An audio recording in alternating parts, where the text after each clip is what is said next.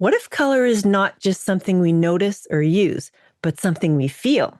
In this episode, I'm talking with Lisa Solomon, 7-time author of books about craft, art, and color. We'll talk about how color moves across mediums, from paper to fabric to clay and more, and how it can completely shift the way we see our creative work. If you've ever felt stuck, overwhelmed by color, or unsure how to trust your instincts, this conversation might just open a new door.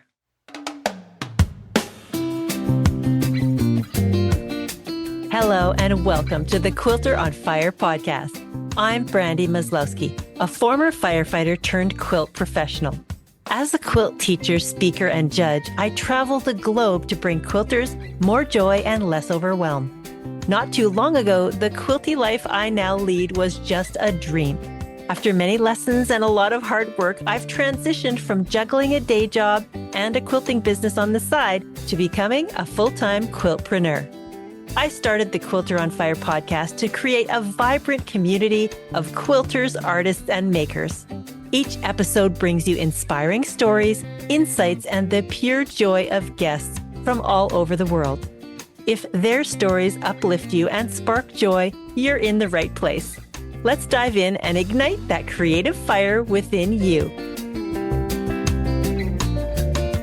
Lisa Solomon is an accomplished mixed media artist and teacher whose previous books include A Field Guide to Color, The Color Meditation Deck, Crayola, A Visual Biography, and 20 Ways to Draw a Chair.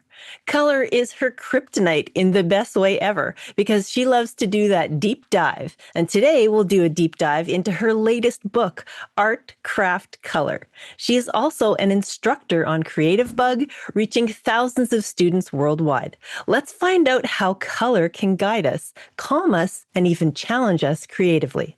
So let's explore the story of Lisa Solomon. Lisa, welcome to the show. Hi, thanks for having me. This is going to be a fun conversation. Quilters love to talk about color, or they're afraid of color. So either way, this is going to be a great little chat today.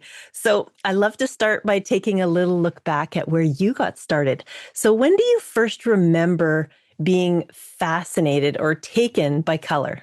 I think it was when I was a kid. I think all kids are fascinated by color, right? That's why we ask them what their favorite color is. I remember just wanting to paint my room yellow, and my parents letting me paint my room yellow. So that was really fortunate. But yeah, I think it goes back to childhood. Was it like a highlighter yellow or a butter yellow?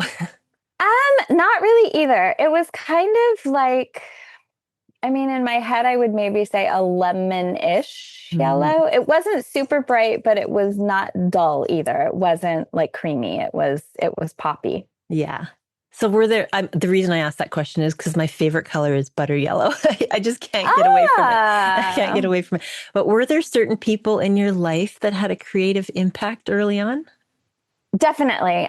It was my grandmother, my dad's mom. She was an amazing crafts person. She knitted, she crocheted, she embroidered. She was incredible. And then also my grandfather in some ways, also on my dad's side, because my mom is Japanese and my Japanese grandparents passed away when I was really little.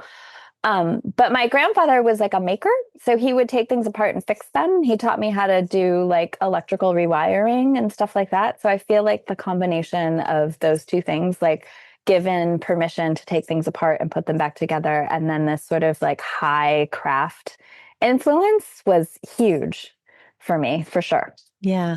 And your life seems to be wonderfully immersed in the arts. So tell us about your education, your career, your path to art.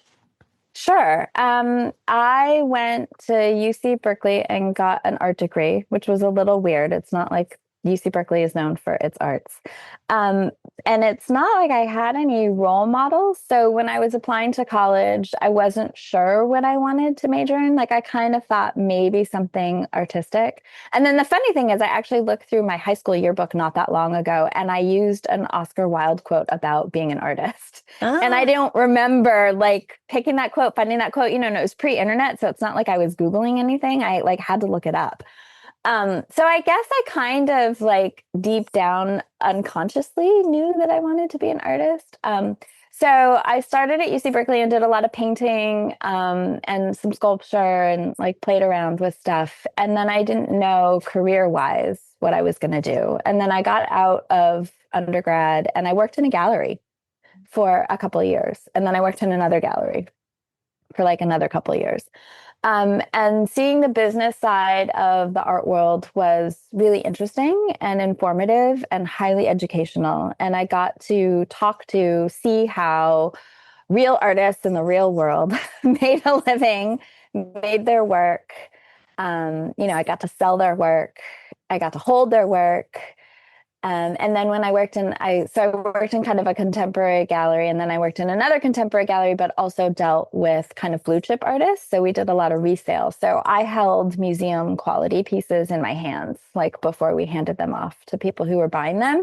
Yeah. And that was just dreamy. I mean, it was just like, oh my God, I'm holding a Gerhard Richter cloud painting in my hands. So if anybody who knows him and loves him, you'll be like, ooh. And yeah, that's exactly how I felt while I was holding it. And then I kind of came to a crossroads of, am I going to keep kind of working like behind the scenes in the art world and like support other artists, or am I going to be an artist? And the whole time I had been working in my own little studio in my house and like trying to get stuff together. And I decided that I should apply to grad school because grad school was kind of like the path to seriousness. Mm-hmm. And I applied and I got in. And so then I went to grad school. And after grad school was when I really felt like I could call myself an artist. Like I was like, oh, I've done the schooling, so now I can be an artist. Yeah. I don't know why I needed that, but I did. And then I started teaching. I taught as a TA in grad school. And then my former UC Berkeley professor asked me if I wanted to teach summer school at UC Berkeley. So I did that for a few years, and that kind of snowballed into other jobs. So I've pretty much been working in colleges in the Bay Area since then teaching. So I balance a part-time teaching career and a hopefully close to full-time art career.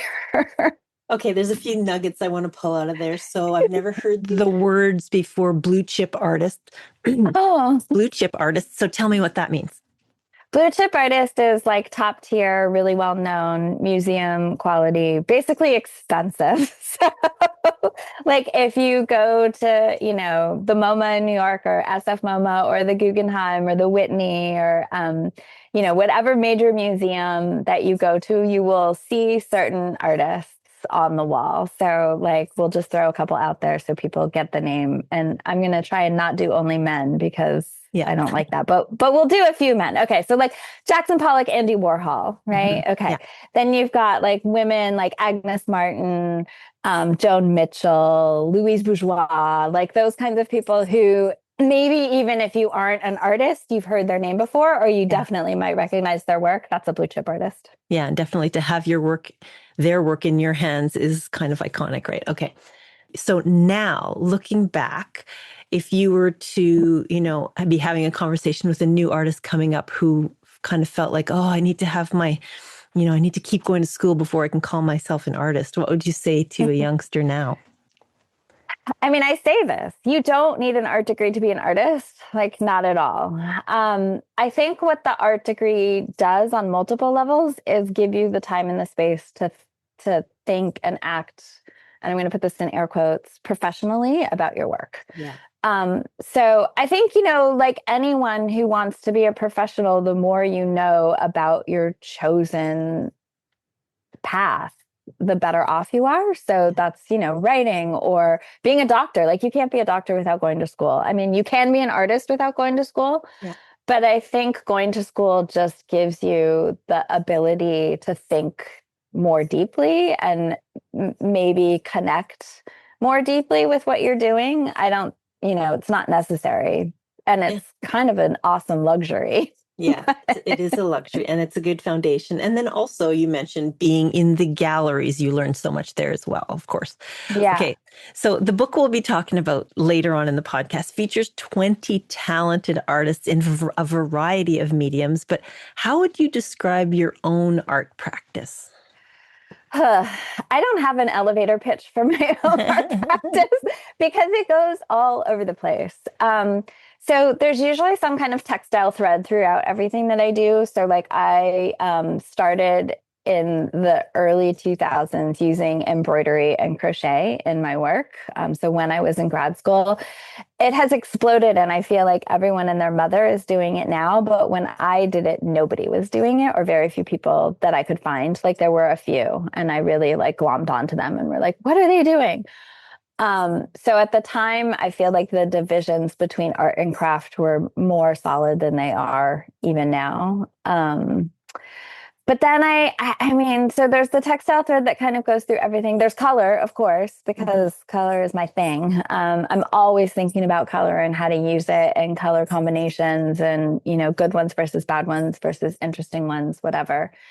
And then there's a lot of like personal history. So my mom, I mentioned just a second ago, is Japanese and was born and raised in Japan. And I don't have, like an immediate connection to, I do and I don't. It's really weird being kind of mixed and growing up in America, but everyone at some point or another, I've been asked, but where are you from? Often with a from, like, where are you from? Two froms. Many, many times in my life. And then when I start to explain where I'm from, people are like, "Oh, are you this?" So they want to put me in this box, and I'm in an interesting box. I'm not in one box. I'm in two boxes, and maybe more, depending on how you think about culture. So I use my work as a way to kind of research and think about things in Japanese culture that really interest me, that feel like I'm connected to on some kind of weird, like universal cellular thing that I don't quite understand. Like there's something about the way that I place things and see things that feels very Japanese when you look at other Japanese artifacts and art. It doesn't quite feel like it's American or Western, which I think is interesting. And so I use my work as a way to try and learn more about that and connect to that in different ways. Yeah, I love that. And I love how your world is really like color is really infused into your entire artist practice. And yeah, we're going to be talking a lot today about how color theory can kind of serve us well across all kinds of mediums, from paper to fabric to clay and more. But how do you think the color experience could change for us when we move from just kind of noticing it or not paying attention to it that much to really, being intentional with color in our art and our quilting?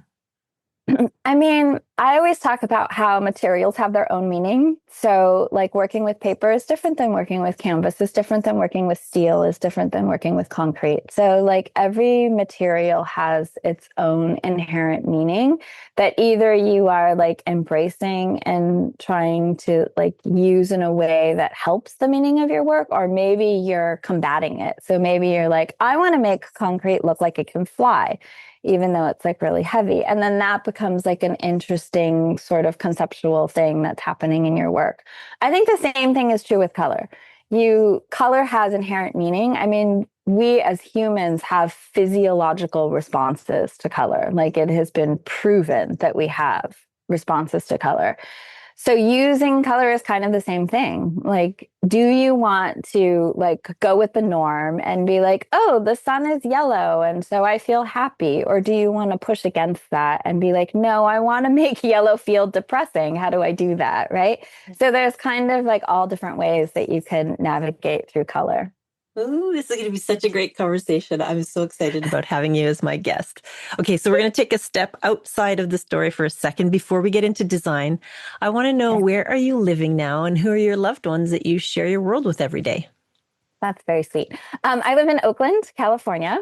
So Northern California for people who across the bay, like we're like the Brooklyn to San Francisco. I am married. I have a husband. We've been together since I was 17 and he was 20. So that's kind of a funny like tidbit of information. We have a kid, a great kid. He was a teenager who just is now driving themselves to school and becoming an adult. And then we have two dogs and two cats. My husband works in the veterinary business, so we always take on the stray and also weirdos. So one of our dogs is three-legged and one of our cats is three-legged. I had a guest once who was a cat, a preemie cat, some kind of neonatal cat rescue person. She fostered cats for just those when she had to. Anyway, it was Bottle such a cute. feed. Yeah, I love that. Okay, Yeah. so I'm so excited to get talking about design with you. So, pertaining to your own personal art practice, when you see something in the world that sparks an idea, how do you capture that? Like, are you photography? Do you go pencil to paper? Do you dive right into your medium with paper and fabric? I do that all.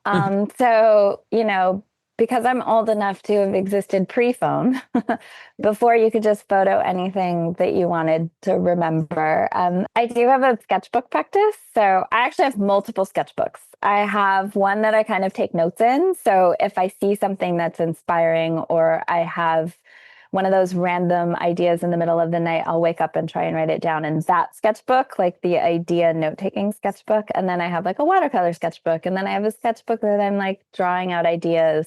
Sometimes, like if I go to a museum show and I'm just blown away, sometimes I'll come home and like try and make something really quickly just to kind of capture the feeling of what I was having while I was walking around in that experience. But a lot of times it's note taking, and now of course it's phone. I take so many photos and then have to like go through them and be like, this one is not what was I thinking, and delete them because I don't need 70,000 photos on my phone. Yeah, I'm pretty sure I have like 30,000 at least.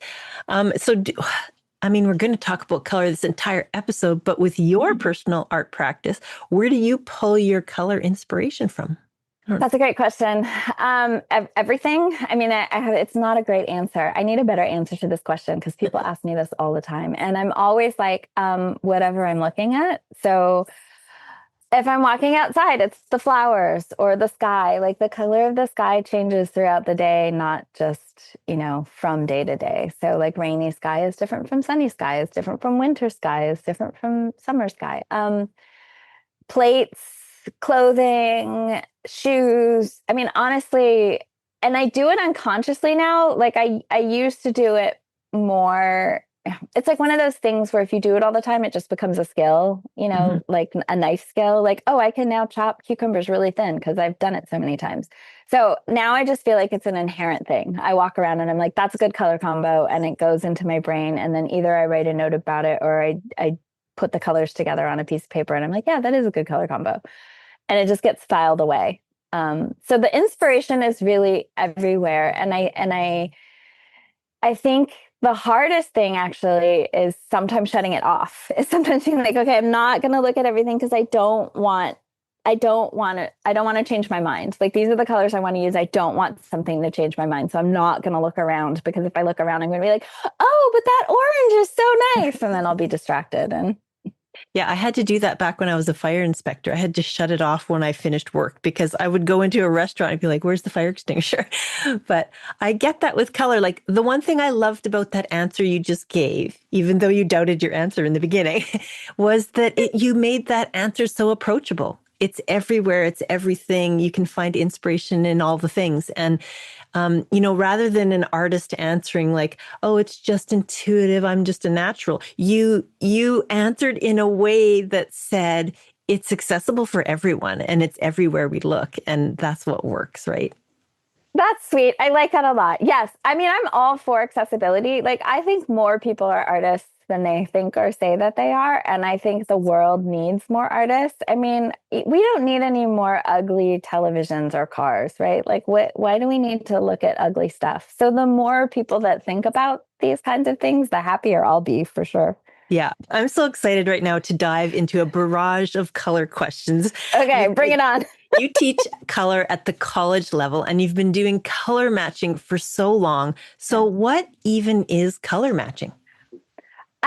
So I didn't have any color theory when I went to school. So I kind of went to school in the age of like the tail end of the just go in the studio and make things. And that's how you learn how to be an artist, and you get feedback, and that's it. Like there were very few technical skills that were taught to me.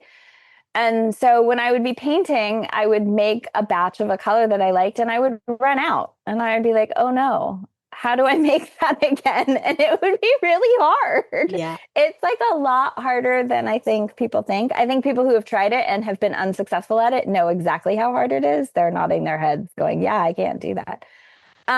So I kind of, not consciously, but unconsciously was like, I need to learn how to be able to recreate a color. So when I see a color and I want to make it, or when I I make my own color and I run out of it, I need to know how to do that. And so I just started practicing. I, took paint chips from the hardware store and started matching those colors. Just looking at my clothes, like I would be like, okay, can I make that color? How would I make that color? And then I would try and practice with different kinds of palettes. Like, okay, what happens if I use like a kind of more traditional palette, like a Renaissance color palette? Or what happens when I use newer colors? Because there's a whole bunch of newer pigments. Like, does that make it easier? Does it make it harder? So it was basically like I needed to know. So I figured it out for myself. So really in the quilting world, color matching would kind of be if you pick a print you totally love, and then you could use those dots on the selvage to kind of pull other fabrics to go with that or something like that, right? Yes. Or finding a piece of fabric that you love that has 10 fabrics and knowing that you want, to do an interesting back that also matches but doesn't have any prints. So how am I pulling out those 10 different fabrics and making sure that they match? And I mean, with quilting, luckily you can just literally put fabric next to fabric, right? And I mean, I do the same thing with painting. But yeah, I mean, that's exactly it. Yeah. Okay. Well, let's talk about value for a minute. So understanding value, quilters sometimes do this black and white photo strategy. So they take a black and white photo of their quilt that they're working on or on the design wall. And if everything kind of reads as gray, what could they do to fix that? Like, is there a problem with that value? I mean, so I am not a person who thinks that anything is a problem. I think if you like the way that gray looks, great. You don't have to rethink it or do anything. Value is one of the strongest and most interesting things that we see as humans. Like a value contrast and size contrast are kind of the two that immediately pop out for us humans. So value is like the lightness and darkness of things. So turning things into black and white is great. I have students do that in my color theory class. I have them use this stuff called color aid paper and they make little squares out of it. And then I make them take a photo of it so they can see whether or not the value matches, because value can go across hues. So you can have a red and a blue and a green that are the same value, or you can have a red, a blue, and a green that are totally different in value. So not only can you have the color contrast, but you can have a value contrast, right? So all gray means that you don't have a big value contrast. So if you want something to be like really eye-catching, you could have a big color contrast, so it can still be eye-catching in that way. But you can also think about having a big value contrast, which means basically like the ends of the value, like think white and black, right? So any color that you have that's closer to white will read on the white side. Any color that you have that's dark, that's closer to black, will read on the black side. And so that's why turning it into black and white makes you see that really fast, because otherwise you're just like, wait, that's blue and that's purple and that's yellow. Like you're not necessarily focusing on the value. Yeah. It's just a really good tool you can use if you feel like something's missing from your piece, right? Okay, so let's talk a little bit about warm and cool colors. So quilters will be making a landscape, for instance, and they're thinking about depth and distance. So in a landscape quilt, how would you use warm and cool colors to create depth? Like which fabric should be warmer and which cooler? That's also a great question. Okay, so we're really getting into the science here. Okay, so any color can be warm or cool. And I feel like the easiest color to think about that with is purple. Because I feel like it's really obvious in purple when it's a cool purple, which means it's a blue purple, or it's a warm purple, which means it's a magenta purple. So I feel like everybody can see that in their brains without actually seeing that color, right? It's a little bit harder to distinguish a warm yellow and a cool yellow because there are cool yellows. People are always like, what? How can yellow be cool? It can, trust me. So when you have warm and cool colors, the warm color automatically kind of moves to the front. Again, this is like a human brain thing. This is the way we see things. So if we have a warm purple and a cool purple, even if they are next to each other, we will see the warm purple as in front of the cool purple. So if you're talking about landscapes, I mean, the basic rule is that warm things should be in front and cool things should be in back. You can always mess with the rules. Like you can change this, or maybe you want a focal point, right? Like maybe you're doing a sunset, so you want to make a really warm sun in the distance, and then we will look at that because it's warm and it's surrounded by cool colors. But that's kind of like the short answer of how to Yeah, think that's about it. fascinating that each color can be warm or cool because I've always ever just thought about the color wheel and thought, oh, the cool colors are the blue icy colors and the warm colors are the red and yellow fire colors. And that's kind of how I've always thought about it. But to think about each color being warm or cool just opens up all the new possibilities, right? Okay, so another thing that we hear often in the quilting world is monochromatic. We hear this in the art when we're talking about art sometimes. So what does monochromatic mean? Yeah. Monochromatic is basically one color. It just mono, right? So all in one color, all in red, all in, and then you can kind of stretch monochromatic. So I think like if you're talking about red, you could add some pinks in there because pink basically comes from red. So you can like stretch it out, but that's all it means. Yeah. And when we're talking about the basics of, color, really complementary and analogous are the two things that pop into my mind right away. So what are those about if we're talking about the basics?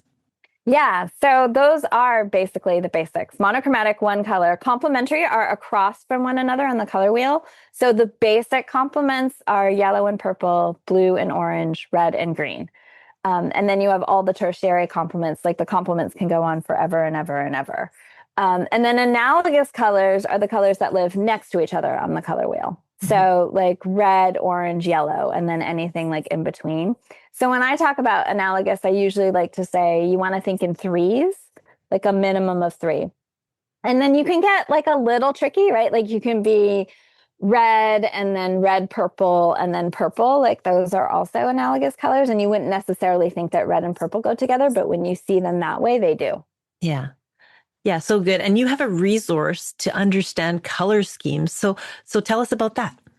Yeah, if you want to get into that deep dive of like what's in between every tertiary color that I know, so not just red orange, but what's like the red orange or the red orange, it's called Adobe Color. So it's done with Adobe, Photoshop, Illustrator, those guys. They have a website and it's literally just color.adobe.com or adobe.color.com. I think it's adobe.color.com.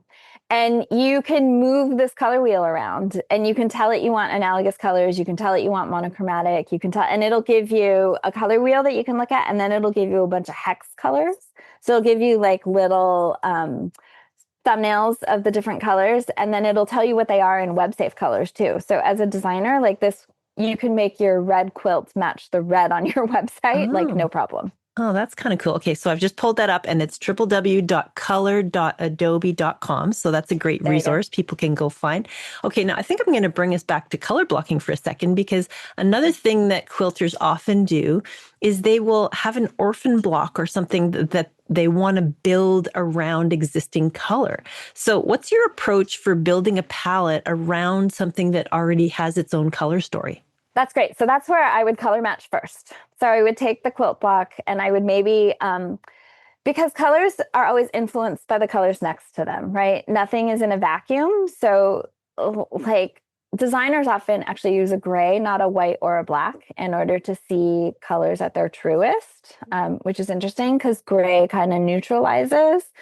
And you have to be careful because there are warm grays and cool grays. So you want to really try and find like a neutral gray in order to do this.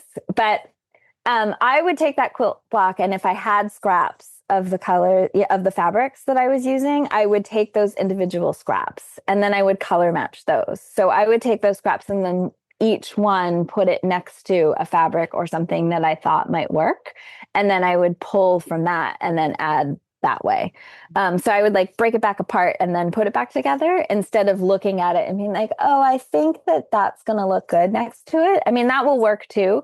But me, I feel like I would have clearer vision if I just went one by one and took all those colors apart and found matching colors that way. Yeah.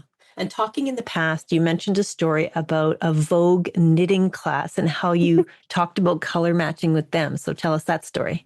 Yeah, that was really funny. I did a watercolor class at Vogue Knitting, which seems incongruent, but the people were really, really excited. Some of them were like watercolor hobbyists on the side, and some of them were like, I bought this watercolor palette and I've never used it. So I'm really excited to have an excuse to use it. And then we talked about how some of them talked about how they just have this huge stash and they have a really hard time like figuring out, putting things next to each other. And I said that I personally would color match the yarn and have like a swatch book of the paint samples. And then if I was going somewhere, I could just be like, oh, here's my little swatch book of paint samples. I know I have these, like what other yarns, which is, I think, easier than carrying a whole bunch of yarn with you in a bag and going to a yarn store. And they were like, oh.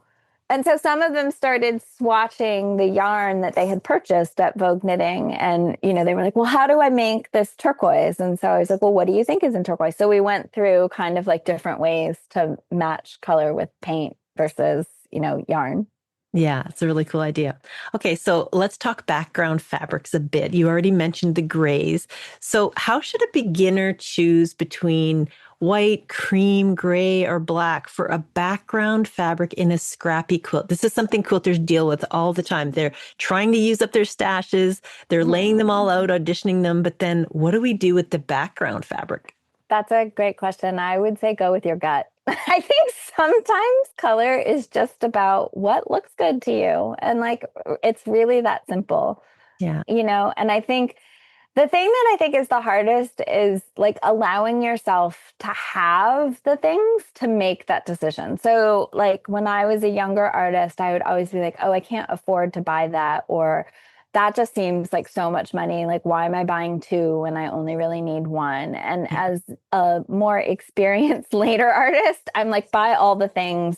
I know it seems like an extravagance, but you can't make an informed decision without all the things. Yeah. So I would be like, buy the cream, the white, the gray, the 3 different grays and the black, and then put them all on and see which one you like and go with that. And I mean, I know that's not feasible for everybody, but if you can do that, I would really recommend doing that. Yeah, or bring the stuff you have, the one block or whatever you have to the store and lay it out on there. Yeah, I love that advice. You literally can lay it out and see the relationships in real life, right? That's awesome.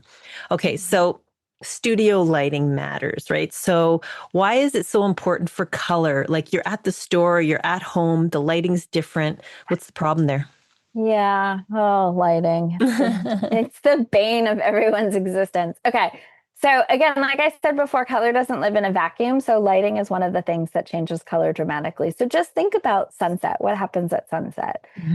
So the house 2 doors down from me used to be this god awful purple color. I would never paint a house this color, but it was that color. But every day in an orange or pink sunset, I thought the purple was lovely because of the way that the light was changing the color purple. So technically, this is called color constancy. So meaning that a color is consistent regardless of what the lighting factor is, but the lighting factor changes our perception and our response to it. So I still knew that the house was the purple that I didn't really love. I only loved it in sunset light because it changed the tone of it. But lighting will do that. And so fluorescent lighting in a store is cool lighting. So like fluorescent lighting is cold. Yeah. Sunlight is warm. So if you take your fabric from the store and bring it outside, you might all of a sudden be like, oh, wait, this is brighter than I thought, or a lighter value than I thought. And that's just because of the light. Yeah. And unfortunately, we can't control lighting 100% of the time. So you kind of the idea that it's blue. I know it's blue. It will still be blue, even if it looks a little green because it's under yellow light. Yeah. So you really could buy some kind of sunlight mimicking light bulbs for your studio if you wanted to. So they sell these artist lamps that have both a fluorescent ring, and a warmer, but now everything's LED. So you'd have to get like a warm LED light to live in the middle. And then they say that those two lighting together gives you like a more neutral light. So if you are really being finicky, or if the lighting in your studio changes a lot, then I would recommend having both colors of light. So a cool light and a warm light, and they cross together. And then you'll have kind of a neutral light. Okay. To steady things under. Okay. Now, normally when we talk about blending color, we're thinking paint, but I want to talk about fabric because Bob's quilt in the book is a perfect example. He uses this blend. I think his color was mustard, right? So he uses this blend of mustards with this gorgeous magenta in a log cabin block. So what's your take on blending color with paint versus fabric? I mean, it's a little different. So, I mean, paint, you are literally mixing pigments together to change the color. Fabric, you're using that no color lives in a vacuum. Everything next to another color changes the color. Mhm. So, Bob, being the genius that he is, took Joseph Albers, who is a renowned color theorist, and took his square within a square concept. So, Albers said that if you take the same color and surround it by two different colors, that color is going to change. And his quilt is the perfect example of that. So the magenta in the center of each of his blocks is exactly the same, but it does not look exactly the same because of what he put around it, because of the mustard that he put around it. And so that's basically the tool that you would use, I think, as a quilter. So you would have to be like, okay, do I want this magenta to look warmer or cooler? If I surround it with warmer blocks, warmer fabrics, it's going to look warmer. If I surround it with cooler fabrics, it's going to look cooler. Mm-hmm. Yeah. And we're going to talk more about Robert Bosscher in the book later. But I want to talk a little bit about being brave with color, because you mentioned to me earlier that you've even shifted your own personal clothing style over time. So tell me about that. I mean, I was definitely like the all black artist, like, wearing all black clothing artist because it was easy and like it felt so like chic and stylish. And it is like I have nothing against wearing all black, and I return to all black continually in my life. But then at some point I was like, why am I not wearing the colors that I like? Like that's kind of silly. And so I really got into vintage clothing at one point or another, and a lot of vintage clothing is not black. And so then I just started building a wardrobe around like, okay, I can wear kooky colors and it works just fine. And I can wear kooky colors together and it works just fine. Yeah. Okay. Well, I guess talking about kooky colors together, let's talk about the rules right now. So there are, these perceived color rules out there to follow or break. So are there hard and fast color rules that beginners should learn first before breaking them? What's your take on that? Oh, I don't really think there are rules. I think I think the artist's biggest job is to know what they like. Mm. And I think that's really it. So if you like these two colors together that nobody else can stand, but you like them together, then you like them together and it works and you will make it work because you like it. Yeah. I really think that that's it. Like it's really simple. Yeah, that is so good. Do what really works for you. You're going to see it. You're going to love it. You're going to know. You're going to have this kind of intuition, right? Okay. So speaking of knowing what you like, there's this color that came out with the Pantone color of the year, and it has divided the nation. I'm telling you. So what color, what was your take on the Pantone color of the year? And what do you see coming up with color trends? I thought that was hilarious. I felt like Pantone just made a big joke on everybody. Was it April Fool's Day? No. No. But I mean, like there were people that were saying it was political and racist. I was like, gosh. it's Pantone's color of the year. Okay. I just laughed.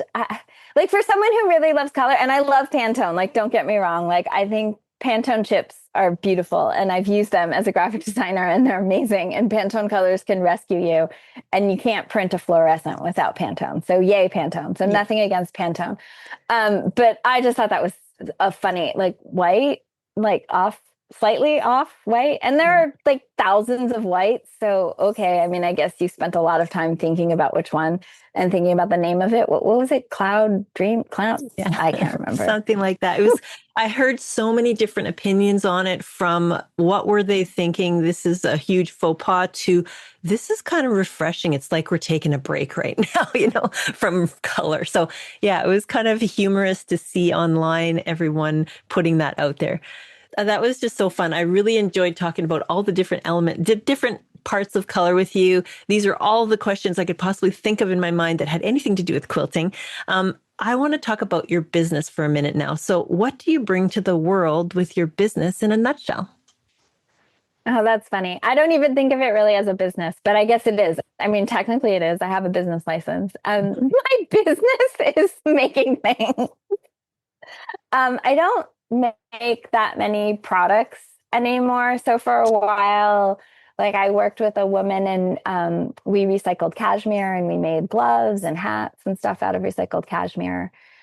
So I have done the product route, but I don't like doing the products anymore. I basically just like to make work that interests me. And I like having exhibitions so I can see all the work together. I try to work in a way where everything is kind of integrated. And my studio is not that large, so I can't see, 20 pieces in my studio together. So for me, working towards an exhibition is an opportunity to tell like a bigger story. Mm-hmm.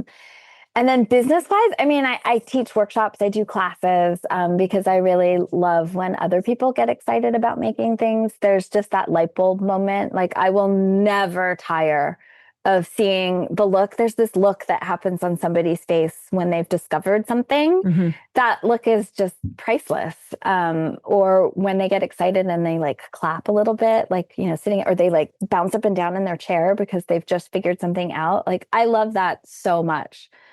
So being in the room for that, or teaching is mostly just kind of holding space for people to have those experiences and then maybe offering tidbits of advice because I might have more experience in something than they do. So just being like, okay, I've mixed colors 20 times. Don't try black to do what you want to do. And I'm not going to tell you anything else because you need to make the discovery, but black is not going to be your friend in that combo.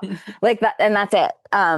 So yeah, I mean, business wise, that's what I do. I like teach, I make things. I try to have interesting conversations. Like, wow, that's an interesting way to think about a business. What I'm hearing from you in this whole little "what is your business in a nutshell" conversation is that your business is really about the art of managing your career, from making art to writing to teaching. Those are the things that you do. So, what was your very first work of art that was on display? Oh, wow, that's really hard to think about. I mean, it was something when I was an undergrad, we had a student gallery. I think it was an article of clothing that I dipped in latex and reshaped and then had some like nails and stuff in it because it was not supposed to be comfortable. I think that was the first thing I put in a gallery ever. Well, that's kind of cool. And what about like an installation? Do you remember your first kind of like installation of any kind? I mean, I think again, it was in school. Another Japanese woman and we did this installation. So in Japan, you make these little, they kind of look like ghosts for like weather, for rain. And so we did an installation of those in a closet at school. Yeah, I hadn't thought about that stuff in a long time. That's really fun. Well, do you remember the first time you displayed kind of as a solo, like you had your own whole show to yourself? I mean, there are a couple instances of that stick in my mind. Yeah, I mean, now I show at the gallery, and so I have a couple of shows. I mean, I have a solo show every couple of years at the space in LA. And then I've done solo exhibitions all over the place. I'm trying to remember what was the first one. I can't remember. God, now I'm old, so I can't remember. Well, let's talk about your last few bodies of work. So okay. Just go right into it and tell us what you've been making over the last few years. Okay, so I think the biggest thing was last summer. Christine Tillman and Christine is also in the book. We have a partnership where we work on this thing called Chroma. And Chroma, we've been doing it now for 10 years. This will be the 11th year. That just boggles my mind. That hurts my brain. But we ask people to send us detritus from their houses.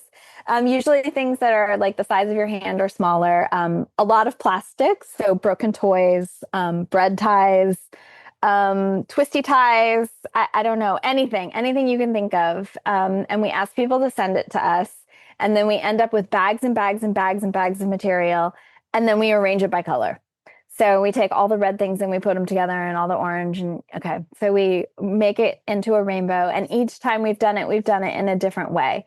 So sometimes like red is at the top and we work top to bottom. Sometimes red is on the right. Sometimes red is on the left. Sometimes we start with pink because pink can blend into red. Sometimes we have like white and black. Sometimes we don't have white and black. So it goes all over the place. So we did the biggest one we've ever done in Japan. I can't even, like 55 feet long. I mean, like really long, on a curved wall. And it was probably 12 to 16 feet tall. Huge. Like we've never done one that big. That was by far the biggest one. We've done other ones that are like, 16 feet long and 12 feet tall, but this one was just massive. And we asked, so all these people in this community of this museum that we were in, they also donated things. So we got there and we didn't know what they had donated. And then it was like this treasure trove, because I don't know if you've seen anything in Japan, but it is almost always colorful and almost always cute. Yeah. So there was just like, oh, there was so much gasping and like, look at this. And my friend Christine, she's always like, oh, we get to touch all the things, which sounds a little funny, but it's actually true. Like, it's really fun to be like, oh, look at this. And like, oh my God, look at this. So yeah, that was a really huge, I mean, we had 2 16-foot tall ladders, scaffolding, 2 like 6-foot tall ladders, 1, 2, 3, 4 6-foot long by like 2-foot wide tables going. I mean, it was massive. And we dumped everything on the floor and then arranged it, and then took it from the floor to the tables and arranged it, and then took it from the tables to the wall and glued them to the wall. Yeah, the chroma is just a really joyful, it's a great project. I mean, when I get to hang out with somebody who likes color as much as me, and who also, Christina and I, like, we just share an understanding of color. So we have this whole language now, like when we're arranging things, we have these things that we call transitional objects. So like to get from like orange to yellow, we have to try and find something that has both orange and yellow in it, and then we can stick it in between the two.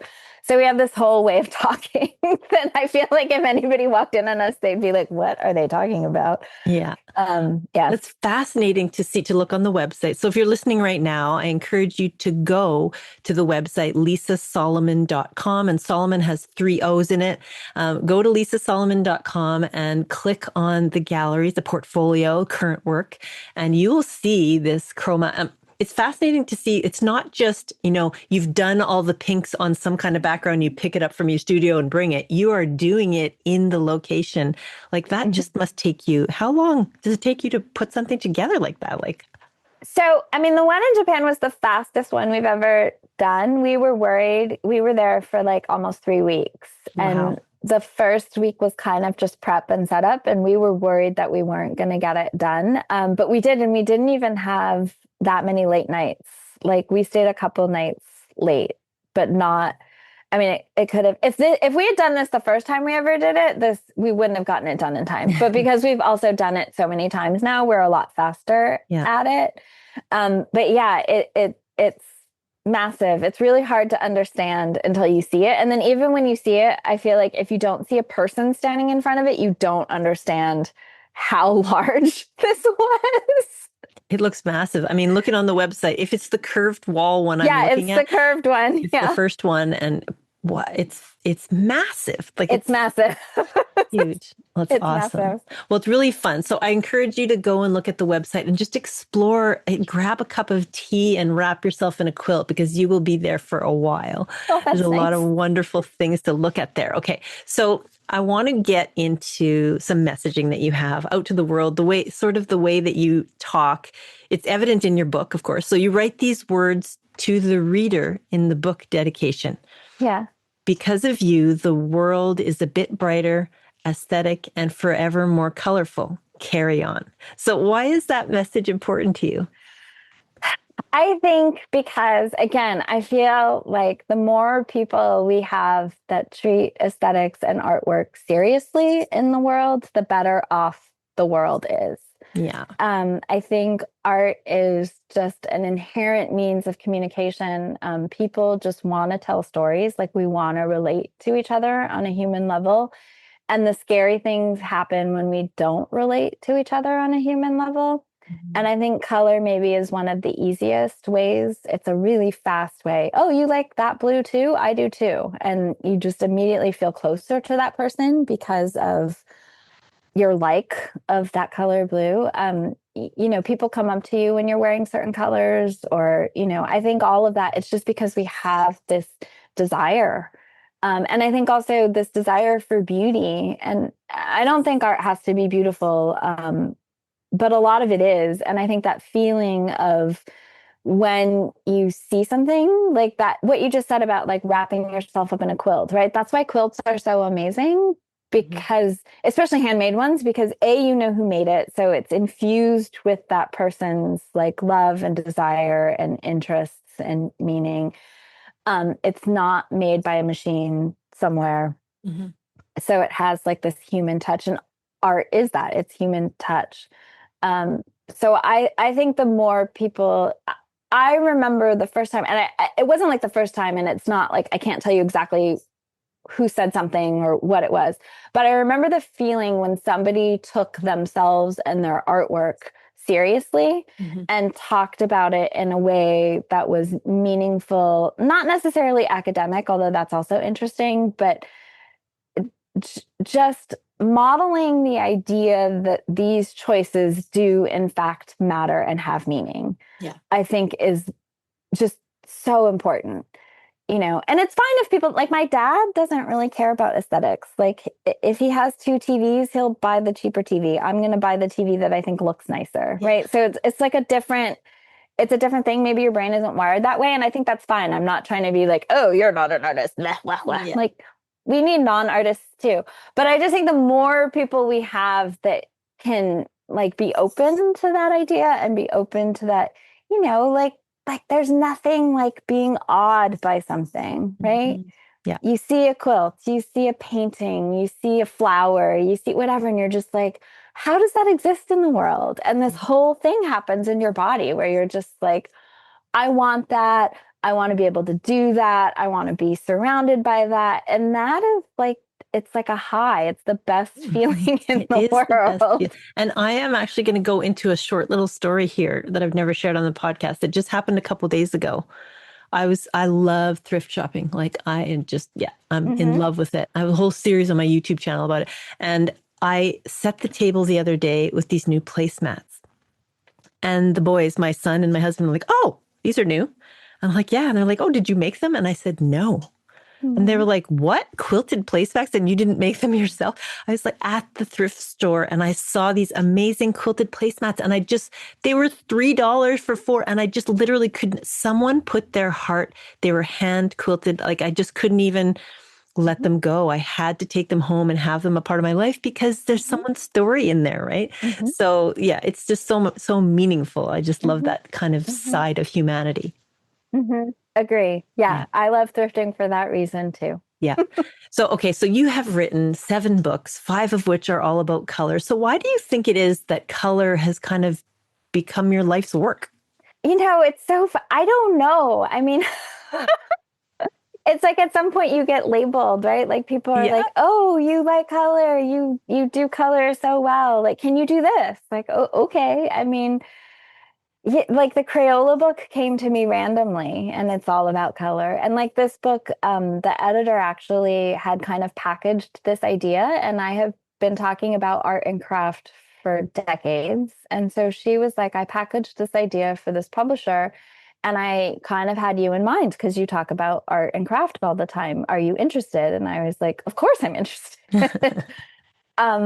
So I don't have a real formula or answer. People are like, how did you get your first book? And then I'm always like, oh, I'm sorry to tell you that it just came to me. Like, you know, like, and then I don't mean to demean that because it came to me because I had a blog and I was writing about stuff, right? So like an editor read my blog and was like, you do a lot of embroidery. We need an embroidery book. Are you interested in writing an embroidery book? So it's not that it just fell out of the sky. Like I think that that's part of the thing that people have a hard time understanding is there's a lot of quiet, maybe unpaid work that people do when you're serious about something, right? Like if you're making quilts because you love making quilts and you're not selling them, I think some people are like, well, what are you doing? And then the people who are making them are like, I'm doing what I want to do, right? It makes perfect sense to them.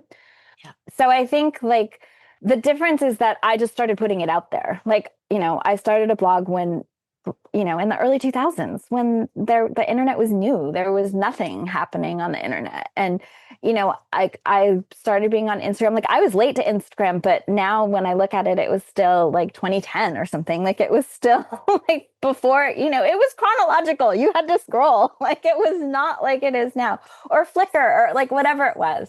So part of it is just putting what you want out into the world. Mm-hmm. And then sometimes things come to you and sometimes they don't. Like, I don't know. I'm sure there are thousands of opportunities that have not come my way because I'm not pursuing them. But okay, Yeah. So people can find a whole bunch of books in your name, a field guide to color, the color meditation deck. So is that actually a deck of cards that people can pull? Oh, that's kind of cool. And then Crayola, you mentioned a visual biography. What's 20 ways to draw a chair? So that's an interesting project. The publisher of my embroidery book, Knot Thread Stitch, which I don't think is in print anymore, but you can still probably find a copy. They did this whole series, 20 ways to draw, and like insert thing here, like strawberry or, so they had a whole bunch of artists illustrate ones. And so my editor was like, hey, would you want to do one of these? How about chair? And I was like, yeah, chair makes sense because I used to actually draw a lot of chairs. Like a long time ago, I did a whole long series of drawings with beds and chairs and other things in them. So chair made sense. Mm-hmm. So how does the meditation, is it the meditation deck meant to kind of inspire people to use color in different ways? Or what's the point of that? So a field guide to color is a 15 chapter book, and in between each chapter was a color meditation. So a color meditation is this thing that I guess I invented. I mean, I don't know. It's weird because I know people were doing things similar. So it's not like I invented it, but I kind of like coined it and made it a thing. Yeah. And I did it by accident in my own studio. And it was where I made a painting repeating a shape. And it felt like meditation to me because I'm a terrible meditator and I wanted to be a better meditator. And then I realized that painting was actually meditating for me and that was fine. So after we did the book and there were 15 color meditations, people kept saying, I did a 30-day challenge on Creative Bug of color meditations too. And then people were like, I want more prompts. I want more prompts. Yeah. And so I was like, okay. So I made a deck and there are 52 prompts and then 10 what I call parameter cards. So you can kind of change the prompt in 10 different ways. So there's at least 520 combinations, if not more. Like you can actually you could use 3 cards or 4 cards instead of just 1 or 2 cards. So like the combinations are endless. But then I was like, okay, don't ask me for any more prompts because I don't have any more ideas. Yeah. Oh, that is really cool though. I think it's a lot of fun. And if someone's listening right now and they're thinking, oh my gosh, I've got to get connected online, Instagram or whatever with Risa Solomon. You have a newsletter, right? So they can go to your website and they can easily sign up for that. Where can they follow you on Instagram? So Instagram is just my name at Risa Solomon. So it's all O's, SOLOMON. And then also I have an Instagram for a field guide to color, which is a field guide to color, but all underscores in between. So underscored field underscored. Anyways. Okay. So we'll mention that again at the end in case people missed it. So you can find there. And then the newsletter, I'm kind of a bad newsletter writer. So it's usually only quarterly because I'm always like, I don't want to bug people, but stuff is happening. So it's like this weird, I'm really bad at self-promotion. And then I also just started a Substack. And I have my old blogger blog is still out there somewhere. You could go look it up if you want to read what 2011 me was. I don't think I want to read what 2011 me was talking about, but you can. It's fun. It'll be like a whole archive, right? I mean, yeah, nothing dies on the internet ever. Sorry, I've missed I miss blogs. I miss that kind of longer format. Although I'm not very good. Like again, I'm terrible at there are people who do their Substack every week. I am not that person. I'm trying to get more regular about it. But again, I'm kind of like, do people want to know? No, they don't want to know. And then somebody's like, I want to know. I'm like, okay, I'll write for you, the person who asked me that question. So for people listening right now who've never even heard of Substack, is it kind of like another blog platform? Yeah, it's like a blog / newsletter. Substack, I feel like, has become the way that many people are communicating. So you could be a paid subscriber. I don't have paid subscribers on mine, but some people do. So some people use it as part of their business model and they have secret posts or outside chats. I could see how that could be really fun.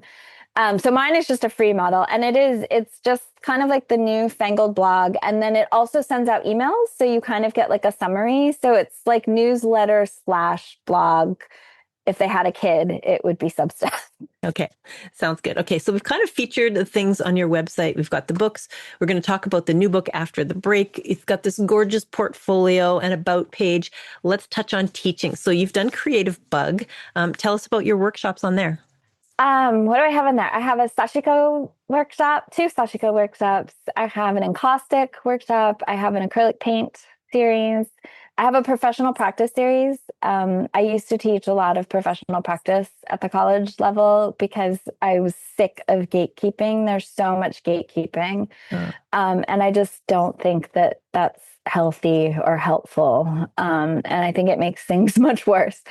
So there's a 15-day professional practice thing on there. I'm about to do a Tunisian crochet class with them. So that'll be fun.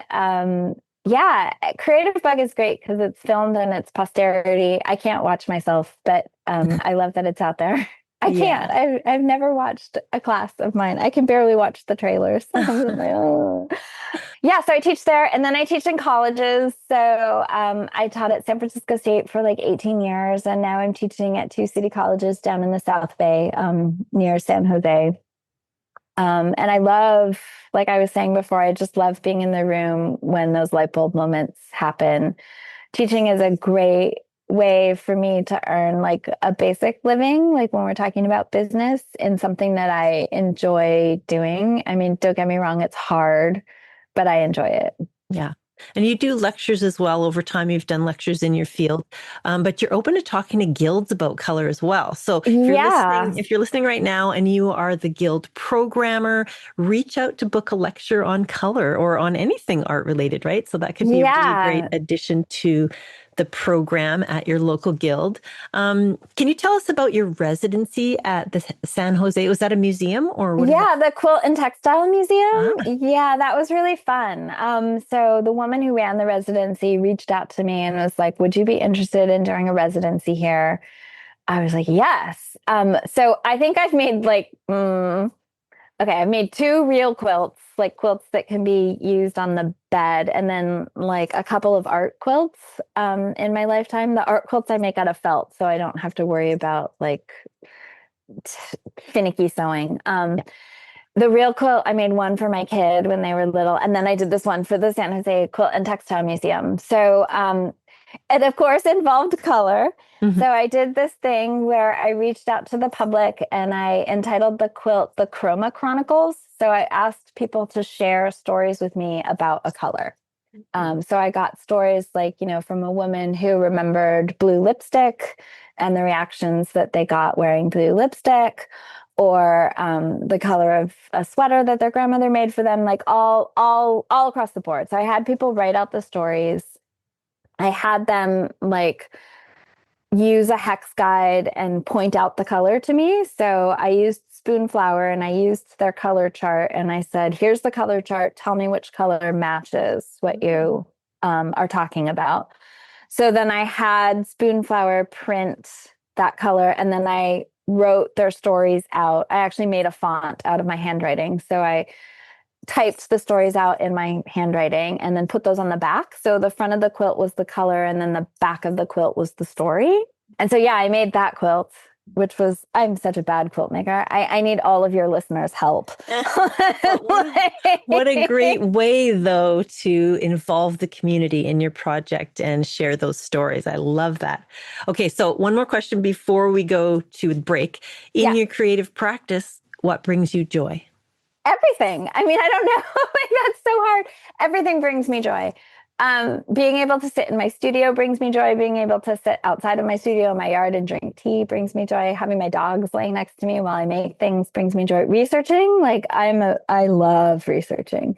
So once I get an idea and I just start going down the rabbit hole of the internet, and the fact that I still go to libraries, but I don't have to go to a library is miraculous. I could just spend hours on the computer, looking for things. Yeah. All of that brings me joy.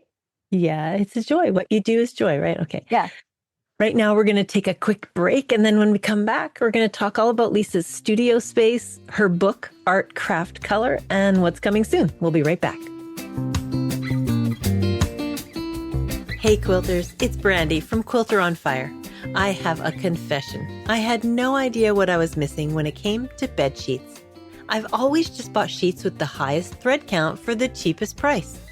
They never fit the bed properly and they slipped off the corners, so I'd wake up in a twisted mess. Enter Cozy Earth. They sent me their luxurious bamboo sheet set, and let me tell you, it's a game changer. Not only do they fit my bed properly with deep corners that tuck way under the mattress, but these sheets feel like sleeping on a cloud. They're made from viscose from bamboo, which means they're soft and temperature regulating. Cozy Earth sheets are so breathable, you'll sleep several degrees cooler. Another plus, they have a 100-night sleep trial and a 10-year warranty. You can't go wrong. When I say these are the softest sheets I've ever slept on, I mean it. Switching to Cozy Earth isn't just about getting sheets that fit your mattress. It's about comfort and quality sleep. And when you sleep better, you quilt better. Visit CozyEarth.com and use my exclusive 20% off code FIRE20. A better day starts with better sleep. Wrap yourself in Cozy Earth. And we are back with Lisa Solomon. Lisa, tell us about your studio space. Where do you create? I am so fortunate. I have a studio in my backyard. My grandmother, when I was pregnant, was pretty ill. And we sat down to lunch one day and she said, I am leaving you a chunk of money. And she was a Jewish grandmother. So she said, you don't have to listen to me, but I would suggest you can buy a car, you can go on a trip to Europe, you can save it for something. But my suggestion is that you build a studio in your backyard. Because once you have this baby, it's going to be hard to even get in the car to go to a studio that is 5 minutes away. Whereas if your studio is at home, you will be able to still make things or even just look at things in like the 5 or 10 minutes you have in between not napping child. And of course, I had no idea what was coming, but she was so right. So I took that money and I built a studio in my backyard. It's actually, you can see a like dorky time-lapse video of it being built on my website. I think it's on the contact page. And it's not huge. It's like 250-ish square feet. But it's here and it's mine, and a friend of mine helped design it. So I used this kind of plastic he designed this plastic stuff that gives me like a filtered light. So you can kind of see it behind me, which I love because he was like, do you want skylights? And I was like, no, I don't want any like direct sun. Like that's not good for color matching. And he was like, okay. And I have a sink. And it's full of stuff and I can leave it messy and close the door and go inside and not have to clean it up. Yeah. So it's a space that's your own. Yep. So what is your favorite time of day? I would say mid-morning, I think is my favorite time of day. I hate like getting up really early. And so by mid-morning, I feel like I'm in my groove. I've had the coffee. I've had like a little bit of breakfast. I'm like ready to go. Yeah. Mid-morning. And what is the best thing you do for your own self-care? I'm practicing trying to not juggle 20 million things and actually stopping and sitting down and resting. I'm not good at this. I almost always have something going on with my hands. That's why I like crochet, or like recently I've gotten back to beading things. I don't sit still well, which was why I was trying to meditate. Yeah, sounds like a good form of self-care, to do less, better, perhaps, care for yourself. Good. Okay, so let's get into the wonderful conversation about your new book. So just dive in. What's the concept? Okay, so the concept, the way it was pitched to me and then the way we proceeded. So Bridget was like, I'm really interested in what is or is not the divide between art and craft, right? So, in grad school, I came in as a painter. I left as kind of like a textile adjacent to painting person. So I still paint, but there's like a textile thing. Yeah. And I was really interested in embroidery. And I kept hearing, feeling, seeing this rejection of craft as a real art practice. So it was always like, oh, that's craft, right? I mean, maybe quilters still feel this in a way. That's not real art. And there's been some like inroads, right? Like Gee's Ben's quilts are considered art now. And, there's other Faith Ringgold, like there's other artists using quilting. But for a long time, it still felt like art is way up here and craft maybe gets close, but is still beneath art. So we wanted to talk about that. And then she said it should be like this beautiful, I want to make it this beautiful coffee table book with projects in it.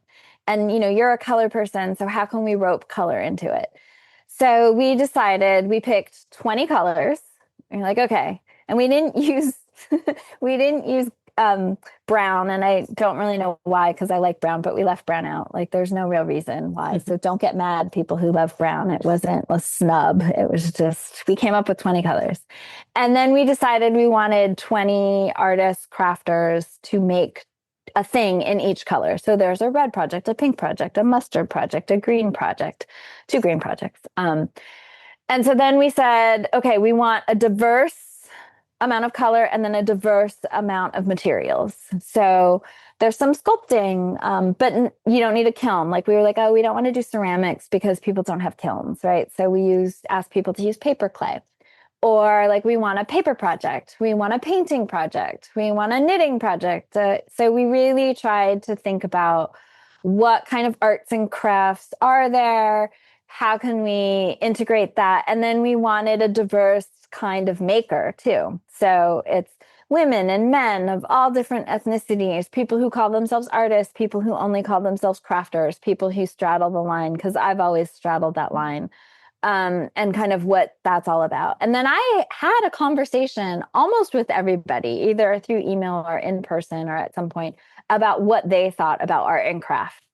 And so then I kind of took all of my own ideas about art and craft and then listened to their ideas about art and craft. And I wrote a long essay about what art and craft is, kind of what that divide is or isn't.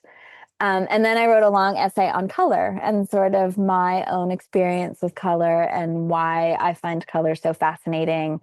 And then it's followed by those 20 projects, from needle felting to watercolor painting. You can be instructed on doing almost anything in the book. Yeah, and I was so excited to receive it in the mail. So thank you so much for sending me a copy. It was a delight to open, and I have poured through the pages. So really, when you look at this book in a nutshell, there are essays on art, craft, color, why these folks now, why you chose them for the book. There's one on the unspoken hierarchy of art materials. It's fascinating that the world might kind of deem painting with oil at the top of the hierarchy and other mediums might be lower.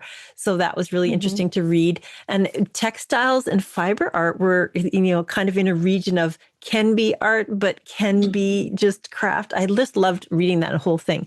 So it's just beautiful as well. I mean, this is a coffee table book for sure. If you're looking for a book that needs to add beauty to your shelf or to your coffee table, this is the book to go and get. We can't possibly mention every artist in this book. There's 20 of them, but I'll put them in the show notes with their Instagram handles so that you guys will be able to see that later. But I want to mention 2 that I've had on the podcast, of course. So Robert Bosscher, really his name's Bob, but we call him Robert in the quilting world. He's coming up soon next week on episode 252. It's our very next episode after this one. So watch for that on Tuesday. And I've also had E. Bond in the past. So that episode was episode 235 back in November, but it was so good. If you missed it, go back and listen. She's an incredible fabric designer, and it was gold. Tell me, what was a really meaningful part of the process for you in writing this book? All those 20 people are people that either I have known for a long time or respected their work in some way, shape, or form. So just being able to be in conversation with them was a real joy and honor. I mean, these are some of the most talented people, I think. And I was so grateful that they were willing to be part of this project. Yeah. This is just a subject that is really meaningful to me. I mean, if you had asked 20-year-old me, you're going to get to write a book about art and craft, I would have been like, no way. Like, there's this is stuff that has been in my brain my almost entire life, my entire adult life, for sure. So being able to compile it, and Hardy Grant does make gorgeous books. I mean, it's just like, I didn't even know until I got the advanced copy that the text is raised on the cover. Like those little details, or like when you turn it, the spine is like the pages become a rainbow. Like, it's just like all these beautiful little details that I'm like, oh, I, I just couldn't ask for, I just feel lucky. I mean, I'm so lucky that I get to do this. Like, how lucky. I have no other word. We also have to mention the photography. Like, let's talk about that. It's so good. There's some real talent there. So how did the photography come together? So that's Ashley Lima. She's amazing. Bridget reached out to Hardy Grant, and Hardy Grant had worked with Ashley before, and we had a couple conversations, and we put a couple Pinterest mood boards together, and then we just clicked. Luckily, I mean, I did not know her. We walked into a studio, this beautiful studio. She knew which studio we should use because I have all these backdrops. Most of the stuff is shot in one space. We just changed everything around. I mean, it's remarkable because it looks like we shot in like 7 locations, but it's one location. And then we also shot a few things in my studio. But I mean, and then we were like, we are just, like, flat lays are beautiful, but we've seen them. Like, what can we do that's not the same? Because at some point it's like, I don't want to see the same thing over and over. So we did this like high drama lighting. And it started because we got there in the morning and the shadow was coming in through the light of the windows of the front of the space. And we were like, oh, can we use that? So that just became the thing. Like, we just used, which seems so counterintuitive. I mean, most of the time you're like, oh, I really want to see a project. Like, I want to see the little stitches. And sometimes we're hiding stuff because there's this like dark shadow, but the photos are so pretty. Like, I couldn't ask for, I mean, it is really beautiful. Yeah, they really, how did it feel to have it in your hands for the first time? I was literally gasping. I was like, oh, and I'd seen it so many times. I mean, when you make a book, you read it so many times because, and I'm not even the proofreader, right? Somebody else is copywriting. And then, Bridget would be like, oh, I flipped these 2 paragraphs around, and then I'd have to read it and be like, can we flip it this way and stuff? I mean, I read it so many times, but then actually seeing it, it's like, oh, it's all worth it because this is so pretty. Oh, fun. Well, congratulations. It's gorgeous. I'm so thrilled to have it in my hands. So thanks again for sending it to me. We don't want to go into the lightning round, Robin, without mentioning something that's coming soon. So you are doing a retreat coming up called A Field Guide to Watercolor. It's in May 2026, in late May. So where's that going to happen? So it's happening at a Jesuit retreat center of all places, but it's being run by San Francisco City College. They have an extension program. So it's going to be a small group of people. And we're going to watercolor for Thursday night, Friday, Saturday, Sunday. So I'm going to like teach people some tricks, or mostly I like to ask people what tricks they want to learn or what questions they have. Yeah. So we're going to do that. And we're going to color meditate, and we're going to go outside, and we'll do some color matching. And I mean, it's like you get your own room, your own bathroom, meals provided for the whole time. So I'm kind of seeing it as like a spa retreat. Yeah, sounds kind of magical. Yeah. So if you're in the area, they can probably find that on your website, right? Yes, for sure. Okay, that sounds good. Okay, now it's time for the lightning round, Robin. It's a series of rapid fire questions, and it's super fun. Are you ready? Ready as I'll ever be. Okay, what's your favorite tool or notion? Japanese craft snips. Oh, okay. How many UFOs do you have going on at once in your studio? Oh, that depends. Right now, I think I have, I'm looking like 10. That's not bad. Do you have any kind of annual creative escape? Not specifically, but I do go on a vacation annually with my parents and my kid usually, and it's usually out of the country. So it's like new foods, new sights, new spaces, lots of walking. I find that really, really inspiring. And usually I make a sketchbook just for the travel. So there's like an additional sketchbook in the sketchbook pile. Okay. Do you have any kind of personal reward system for getting things done? Occasionally. I mean, occasionally I'll be like, okay, if you get your taxes done, you can buy XYZ tool material supply that you want. That Yeah. is usually expensive. Yeah. What motivates you to get out of bed in the morning?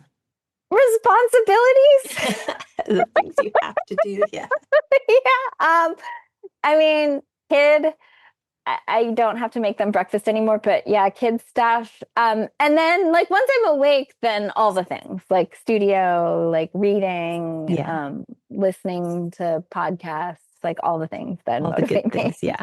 Yeah. Okay. What's a skill you'd still love to learn?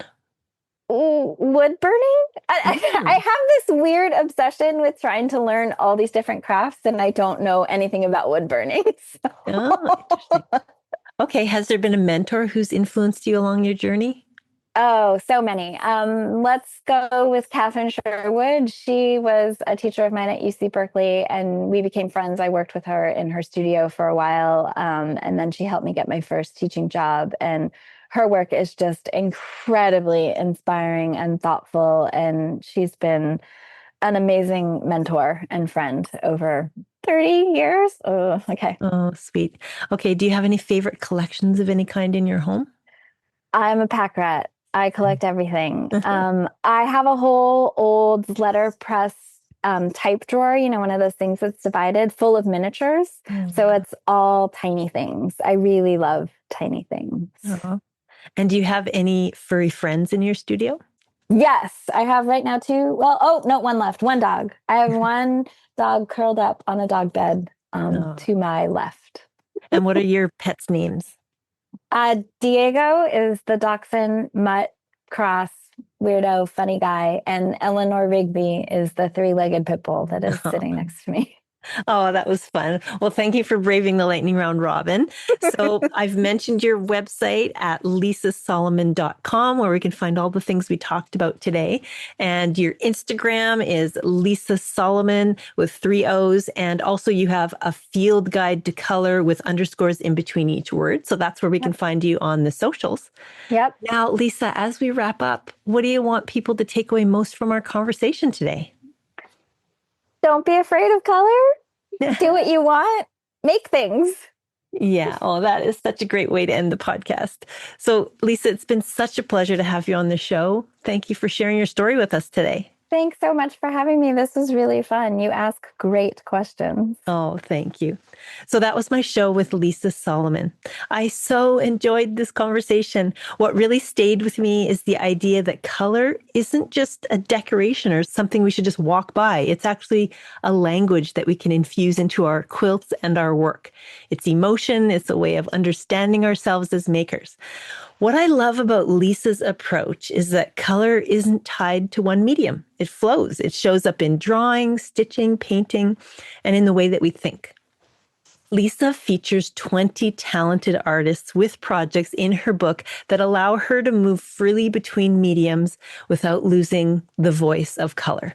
It's a beautiful reminder that we don't have to stay in one lane. We can experiment, we can explore, we can let color lead.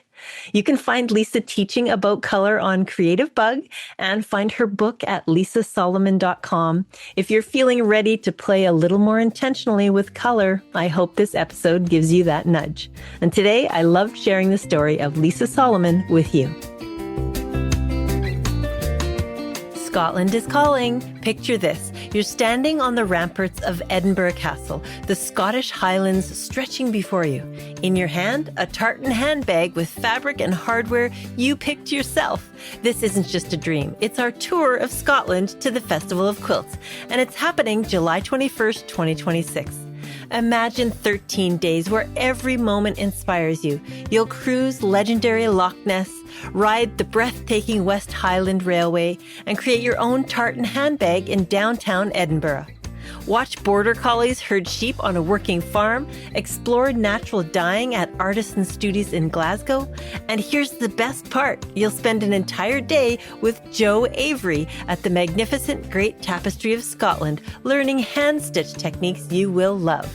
Then cap it all off with 3 full VIP days at the Birmingham Festival of Quilts. This is Scotland at a meaningful pace, time to create, connect with fellow quilters, and soak in inspiration that will inspire you for years to come. Don't wait, spaces are limited. Call the team at Opulent Quilt Journeys today. 1-877-235-3767.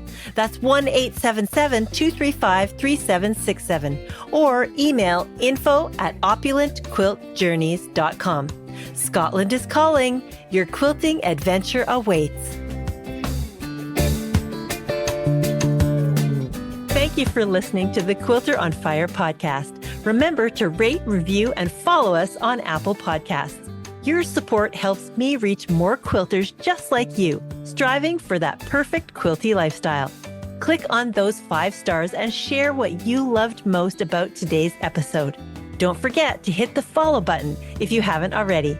With new episodes dropping weekly, you won't want to miss out on the inspiring stories and tips we have in store. Until next time, dream big and have fun in the studio with the Quilter on Fire.